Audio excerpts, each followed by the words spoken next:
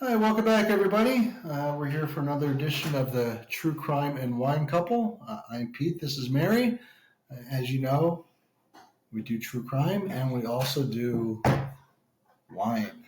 Lots of wine with our true crime. Today's wine is going to be from Weiss Vineyards up in the Finger Lakes. This is a fantastic winery up there. We've been going there for years. It's on Lake Keuka in Hammondsport. So this is a semi-dry Riesling that we got, last time we were up there, right? Last time we were up there, yeah. 2 years ago? Yeah. It was 2 years ago for teacher convention, yeah. Right. So that's what we'll be drinking today, but I highly recommend this winery if you ever do get up in the Finger Lakes. It is on, like I said, it's on Lake Keuka, which is one of the lakes that's sort of further out. So it's you have Seneca, you have Cayuga, which is sort of together. And then you sort of have to travel a little bit to get to this one. That's the one you drive far for, and there's not a lot of wineries in there. But the ones that are on here are very good. Yes, I agree. No, I agree. I'm just saying it's just less wineries. Like most people go to Seneca, where they have all the wineries. Yeah, so this is a very good one. And this is their semi-dry Riesling, which is fantastic. This is one of the better Rieslings I've ever had. It's very good, yes. Yeah. It has that little touch of lemon. It's smooth. There's no minerality. This was when we went up there to find the best Riesling we could find up there, right? Oh, we were on our Riesling tour. Yeah. Yes. Mm-hmm. Yeah, we make our own little wine tours. Yeah. But many people might not want to hear about wine, so. Why not? I don't know. Cheers. Cheers. All right. Wasn't Wise Limeberry, and then they bought it, yes. right? It was like, it was a buyout. That was some years ago, though. That was, probably back in... It was a while back. 2017, 2016. Yep. And the guys are right from Germany, right? Yes, they are. And we have a whole story about Wise, but we'll get into that some other time. But go ahead, Mary. Okay, so after our last video about some of our discussion of the Chris Watts case, I had said that I would do a deep dive. Well, this will be a shallow. Very shallow. A 4-foot dive, a 4-foot side of the pool dive into Chris Watts looking up the lyrics to Metallica's song Battery. So I'm going to give a brief overview of what happened there, and then Peter is going to react to some of the lyrics and the fact that Chris Watts looked it up. Okay. So Chris Watts' pregnant wife and daughters were barely dead a few hours when he Googled the lyrics to Metallica's song Battery. Okay, that is reported. It is in the discovery. Chris Watts claimed that NK asked him to look it up. We don't know. That has not been confirmed or corroborated because no one can get in touch with NK to corroborate anything.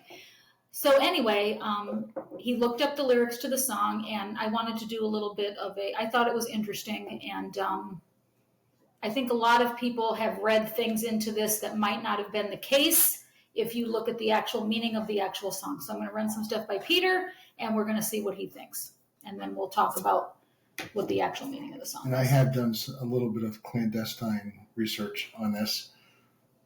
Very little, but so I did Peter do went okay. Yeah, I did. You like Metallica? I did go behind your back and do some You a Metallica research. fan? I like some of their stuff. In the early 90s, I lived in Vermont, and they played, and they got kicked out of Vermont. That's a little interesting. They couldn't play in Vermont again because they were so loud. And they said the F word every other word. They were in a little tiny town in Vermont. If any of you remember that, leave a comment. And they were ousted from Vermont. It was in the early 90s. It was when I was living there. So I lived there, I think, like 92, around 92-ish. Okay. So here we go. Here's some lyrics to Battery by Metallica. Okay. Smashing through the boundaries, lunacy has found me. Cannot stop the battery, pounding out aggression. Turns into obsession. Cannot kill the battery. Cannot kill the family. Battery is found in me. So what do you think about that, Peter? Well, I don't know. I think that he was just a big Metallica man. Okay. He did go to the concert, did have lots of pictures in his phone from the concert that he went to. Absolutely, very good. One of the... you were doing your research? one of the investigators was able to actually verify those photos because he was actually at the same concert. Yes. So, okay, maybe it has meaning to him. Who knows? Or he could just be a big Metallica fan, which is what I think is what happened there. Okay, so you want to look at some other lyrics too? Yes, definitely. Go ahead. Also, he had a Metallica tattoo. Did you know that? I did not know that. Shanann had taken him to various concerts, and when he would go to the concerts, it wasn't like, if we go to a concert, I don't know, if I was going to Metallica, I'd probably wear just like a black shirt or something. But like they were in the full on. No, I didn't. Or headbanger costumes, yes. And he had a Metallica tattoo, yes. It was his favorite band. All right, so He was a huge fan of Metallica, yeah. So maybe this was one of his favorite songs. Who knows? Okay, ready? These are a little bit more interesting than the other ones. Crushing all deceivers, mashing non-believers, never-ending potency, hungry violence seeker, feeding off the weaker, breeding on insanity. That's a little telling there. Okay, so what do you think of that one? Well, again, because I did research the song, looked up what the meaning was behind the song, I really don't see where this connects with the murders. You want to give our viewers a little bit about what the song is about? According to what you can Google. Wikipedia. Oh boy, you're citing Wikipedia. You're in big time now. I am. It's just about where they got started. In San Francisco, there was a street called Battery Street. There was all these thrasher bars in the area where they performed, and apparently they were sort of ostracized a little bit, so they sort of they thought of themselves as a family. So any of the bands or acts that were performing in these different clubs, and it was on Battery Street, right? Right, in this area, they thought of themselves as a family. Was it Portland? San Francisco. Oh, San Francisco. Yeah. Okay, San Francisco. Yeah, San Francisco. So they thought themselves as a family, and that they had to bond together. And this was back in, this was back in the late 80s, early 90s, when you had all the glam rock, you had the garage bands. Yes, there was definitely the fight between like glam and grunge. Yes, correct. Right. Yeah, because that's when, that's probably why I thought like Portland, Seattle, because that's when Nirvana came on the scene too, exactly. Right? Yeah. Okay, so I'm going to run a couple more lyrics by you. You have to admit though, they're kind of telling about what has happened, and they do kind of. They are, and what was, all right, so the one thing that does trigger me a little bit is what were the sites called that he disposed of the bodies? The oil tanks were called batteries. I think that may be why he did it. All right, one more. We'll do a quick lyric. Circle of destruction, hammer comes crushing, powerhouse of energy, whipping up a fury, dominating flurry. We create the battery. Now that to me sounds like Metallica was talking about their own success, their own music, their own. It's weird though. Can you just picture? And it's funny that he looked them up, because if he was such a fan, were maybe some of them going through his head when he did it? I hate to even think about that. I don't know, but I'm thinking maybe battery is because of the name of the location. Maybe that's why he looked it up. Maybe he was. I honestly, I don't know. I don't think we'll ever know. But little devil's advocate here, though. He had an identical. Identic and photographic memories are different. Photographic means that you see it and your mind takes a picture of it. Identic, I think, is more like you remember it if you like interact with it some other way. So that's what Sheldon Cooper had, right? Identic? Yes, Sheldon Cooper has an identic, correct. So my question is though, I don't know why you would need to look up the lyrics. This is probably nobody's ever come at it from this standpoint, but I know the lyrics to pretty much every song I like. Because I have a weird brain like that, kind of. God knows that. Well, actually, Chris Watson, I'm not going to get into astrology, but we both have the same astrology side. But anyway, that's a whole other story. I don't know why he would have had to look them. I'm thinking he knew them.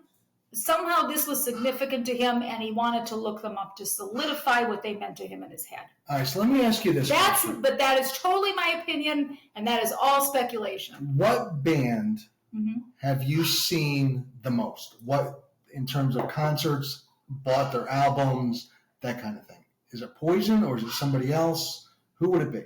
I've seen Poison the most. I had the most Poison memorabilia. I had Okay, the Bret so, Michaels all right, poster. so I let's have look the at clothes. Poison. Okay. So let's think of, all right, so on a normal album, there's maybe 8 to 10 songs. Right. So let's say that I've never heard of this song before, so I don't know how popular it was. That's true. Metallica has. So what if it was sort of buried on the album? You knew it was on the album, but you need to. Maybe he just knew the name of it, and he knew that he had put the bodies in the batteries, and he, you know. That's what I'm saying. He knew that there was a name of that they sung a song about this, right. But he really wasn't real familiar with it. And it was significant to the act that had just occurred. Right. Yeah. So that's what I'm thinking. In terms of Nicole Kessinger putting him up to this, I have seen no direct evidence saying that she said you need to look up these lyrics either before the murders or after the murders. That, as far as I know, and well, and it would make sense that he would blame her for it because it is a little bit. It's kind of. I mean, if does it make sense though? Because everything that I've seen him do is not blaming anyone other than himself. This is true. Good point. Yeah, maybe she did tell him. I don't know. That's a good point. Yeah, he really hasn't made her take the fall for anything. No, did everything to protect her. Right. No. So there we are. This is one where I know we keep asking. I feel like I'm begging.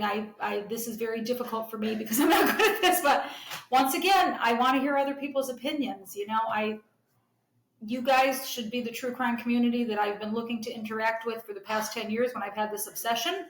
Yes. So, you know, I'd really like to know your thoughts. It's one of those things that could go either way, you know. And often songs are universal because they are talking about one meaning, but they can mean something different to you.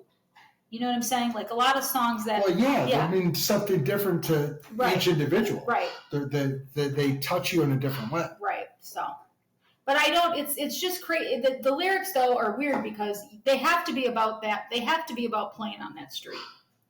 And well, that's what the lyrics are about, but I think he looked it up because of the name of the area that he dumped the bodies. I think that's probably what brought that up in his head. Guess what? The only person who knows is Chris Watts. Right. And he's not talking. He is not. And neither is Nicole Kessinger because we have no idea where she is. No one can find her. So if you know anything, we would love to know what you know. Yes, please, because we do want to interact with you. So leave the comments. We'll have you call in and we'll talk to you. We're totally open. We want to talk to more people. We live with each other. We spend all our time with each other, and we're tired of just talking to each other. So talk to us. Yes, please. So make sure you do hit that like button. Subscribe. Please subscribe so we can get to those live editions where we can.